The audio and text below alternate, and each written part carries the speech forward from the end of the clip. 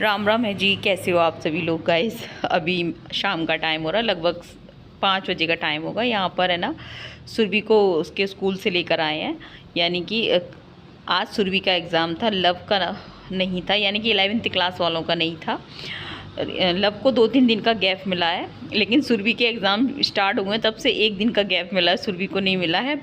तो वो ही बोल रही थी कि यहाँ पर है ना उसके पापा है ना पूछ रहे हैं उससे कि क्या सही है क्या गलत है, वो एग्ज़ाम तेरा कैसा गया वही पूछ रहे थे। तो वही बता रही थी और बोल रही थी कि मेरे को क्यों नहीं है ना गैप मिला एग्ज़ाम में, मेरे लगातार सारे एग्ज़ाम हैं।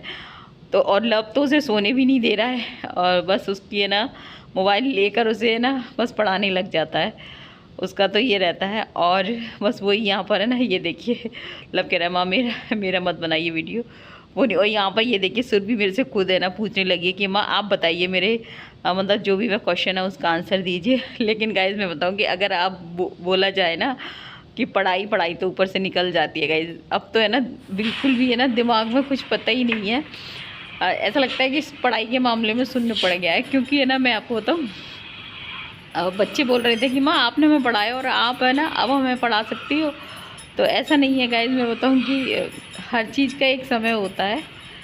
अब बच्चे बड़े हुए बड़ी क्लास में आ गए हैं।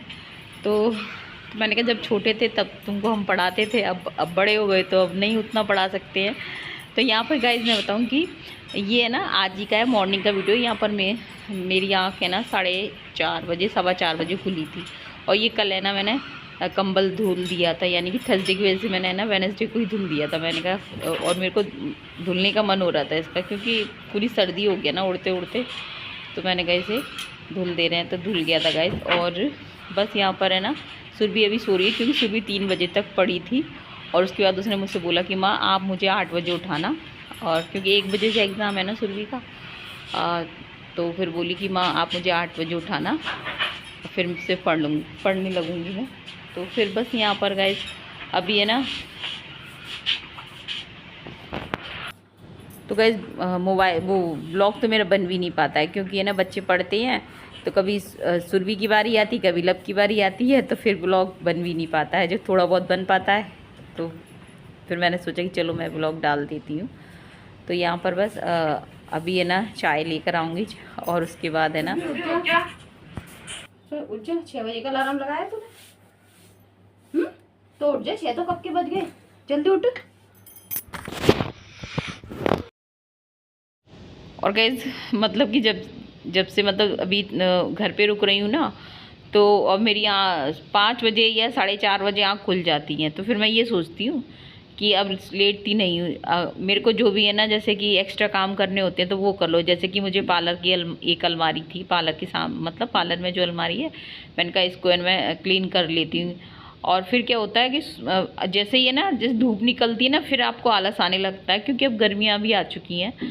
तो फिर मैंने पार्लर की अलमारी मतलब साफ़ कर दी थी, ताकि है ना जो भी सामान रखा हुआ था वो सेट कर दिया था, मतलब बाहर रखा हुआ था वो सेट कर दिया था।